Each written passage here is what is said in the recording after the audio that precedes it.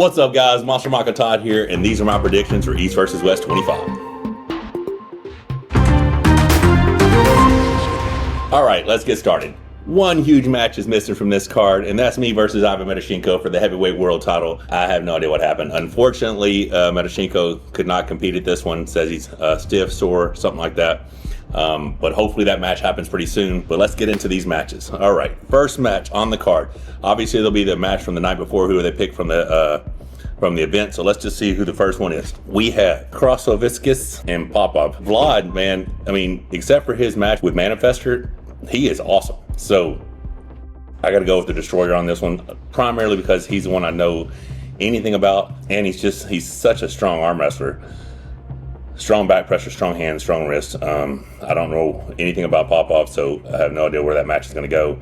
But I think Vlad is going to be too much. Moving on to the next match, we have Tim Tallmadge's debut versus, I don't know how to say his name, Ichqiti, but I know he's awesome. Very good performances at East versus West.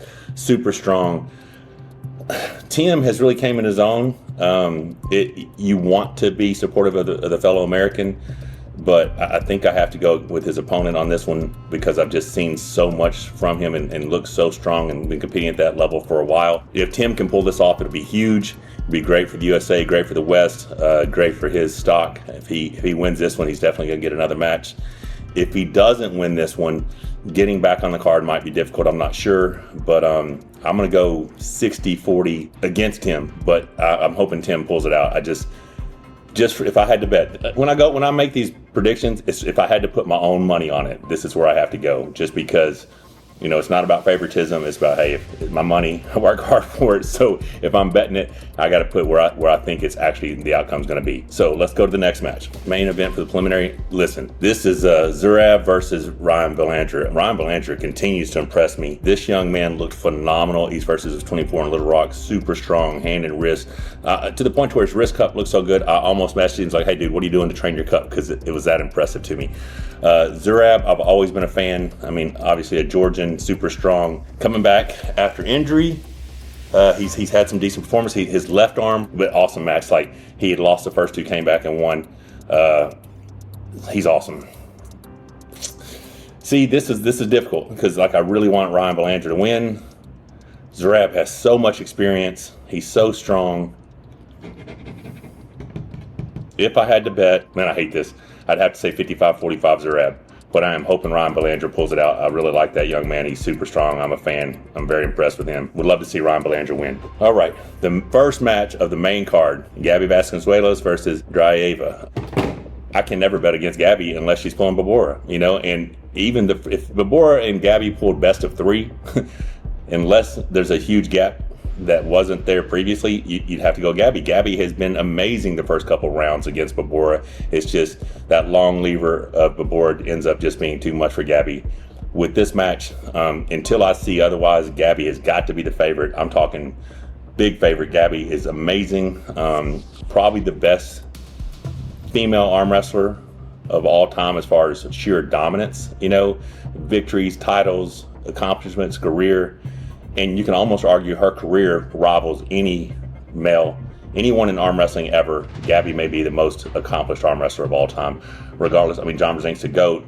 Levon's the strongest ever. But if you look at the accomplishments of Gabby, I think it's 30-plus world title. It's insane. Like, this woman is spectacular. Huge fan. Gabby has got to be an overwhelming favorite, in my opinion. Oh my gosh, this next match. Holy crap. Wawrzynski versus Aidarkhan. Dude, man. I think they did this at WAF. Nerdalat won, Adam took second, but Adam has been on a tear. This young man is phenomenal. Super strong, huge fan, good Christian guy, stands by his beliefs. Another one who looks like Clark Kent, and you grab a hold of him, feels like Superman. Super strong young man. Nerdalat's so fast. I mean, this is another one I want the American to win, obviously, and this is a super stud he's going against. But I'm going to go Adam 55-45. If I had to put money on it, I think Adam has shown us how amazing he is. Beating Sanders in the U.S., you know, not that long ago was amazing. I don't think Nerdalat could necessarily beat Sanders. I don't think. Adam just beating Peter Sellis, phenomenal top roller. For Nerdlat to beat him, he'd have to be so explosive with that inside press. I just think Adam's got to be the favorite. I'm going with Adam on this one. I really think Adam's going to be able to pull that out. Oh, all right, here we go. Paul Linn back in action, man. I'm a huge Paul Linn fan. Bubenko, that is Vitaly's training partner, coach, training partner, good friend. I don't know what you call him.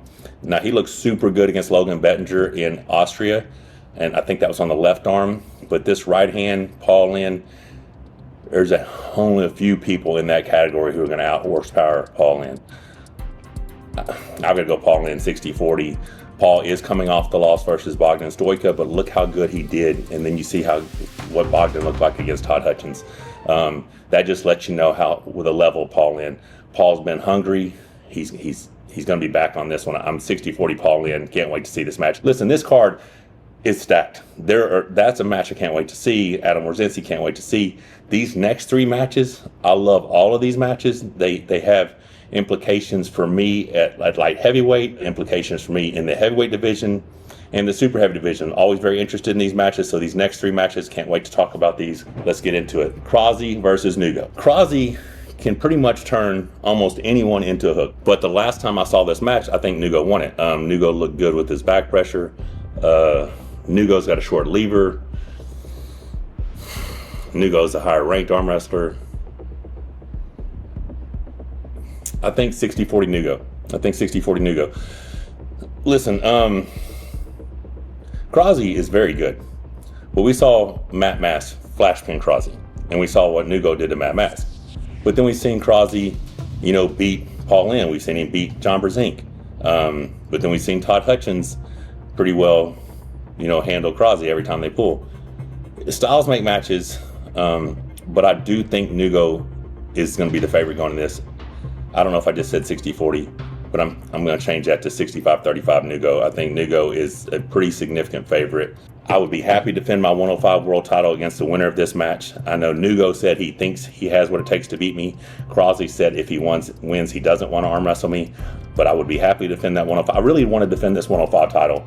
I don't want to be a champion who just sits back and rests. I will, just like Devin said, I want to pull at every card.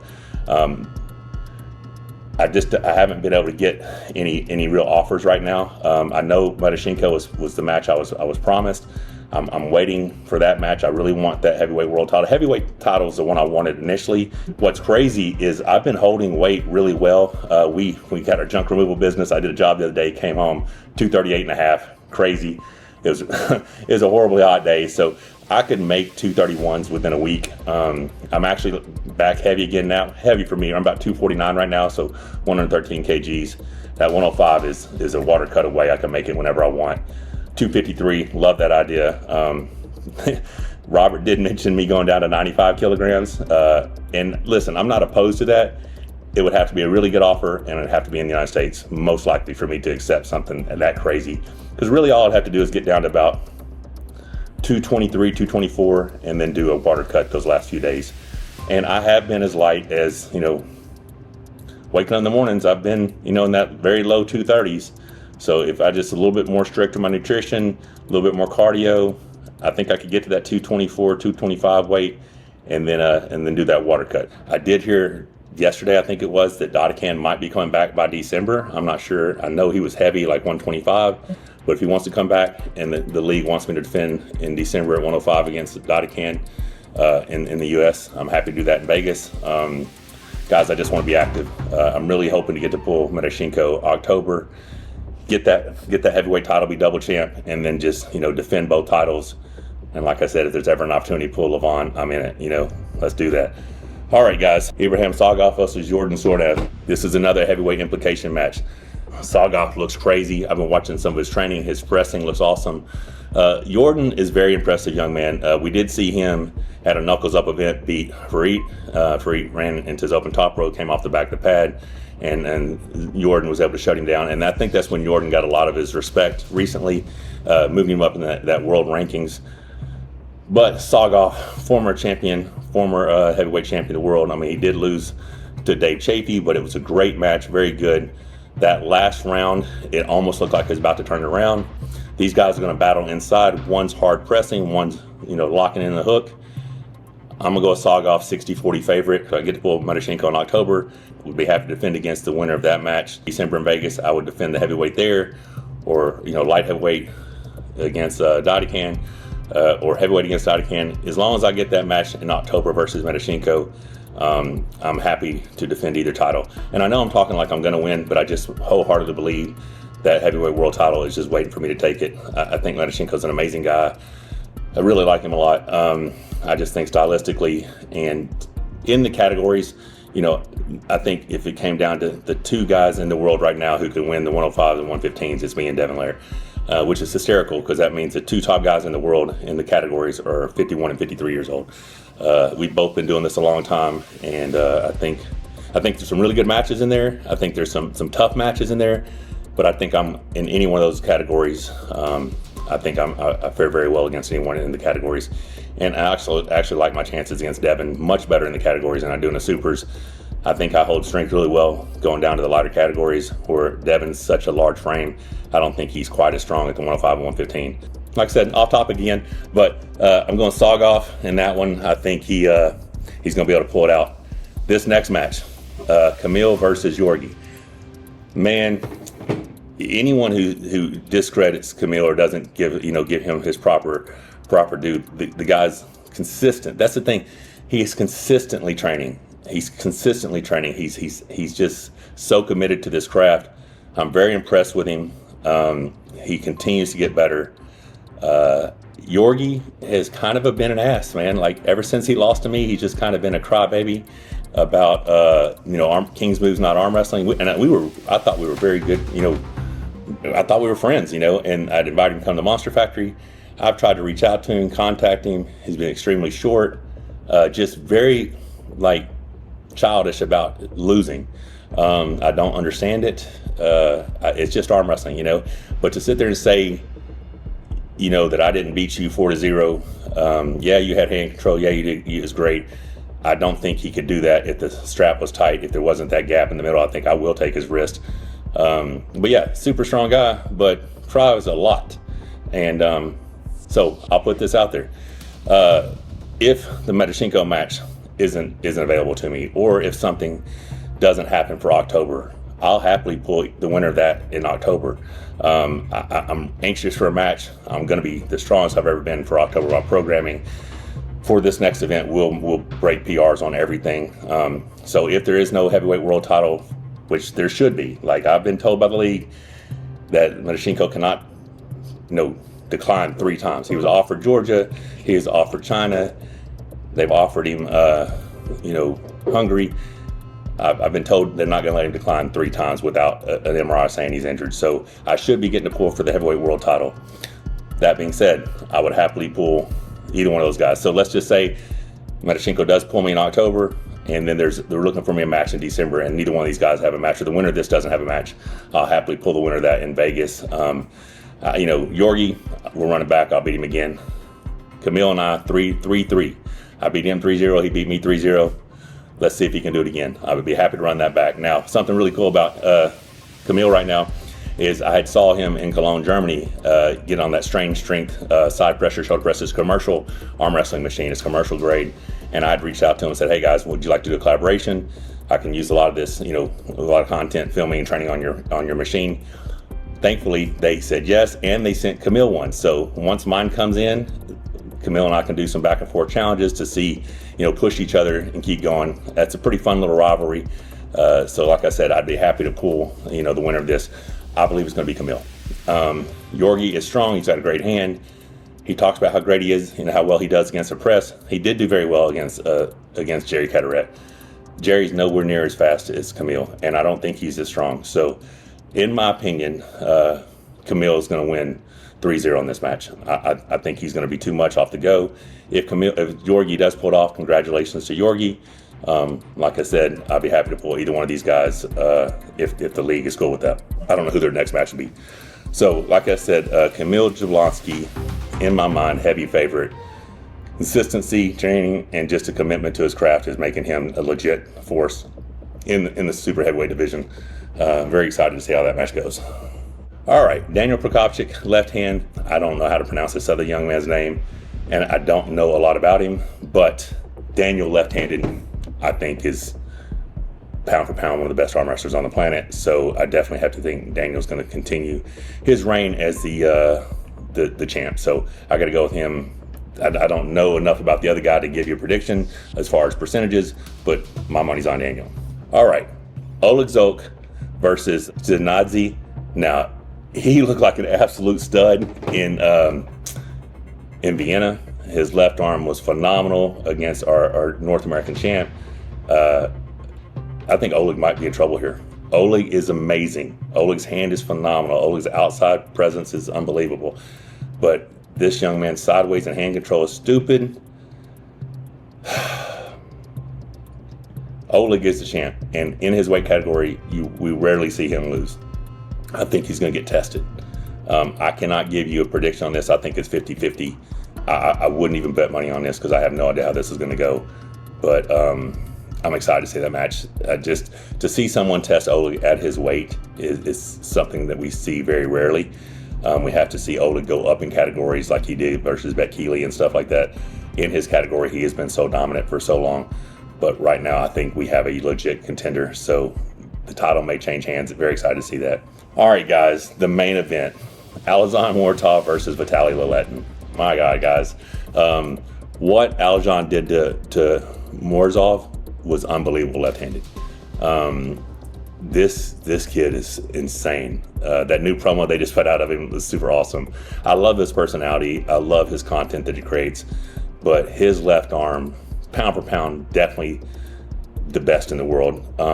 Maybe pound for pound the best arm wrestler on the planet. Is his left arm more dominant than Devin's right arm? Possibly. What we're going to see is insane side pressure, hook, inside cupping versus an insanely long lever, explosive top roll. Now, I would say, Vitaly's only path to victory is to flashing, but we did see Vitaly fight hard against Morozov. I think Vitaly is the favorite, but I would not be surprised if Morozov pulls it off. I'm going to go 55-45, Vitaly Laletin to remain the overall number one in the world. But if Alexander pulls this off and holds 3 titles simultaneously, he'll be the first person in East vs. West history to do so. Yes, Devin has held the light heavyweight, the heavyweight, and the super heavyweight, but he hasn't done it simultaneously.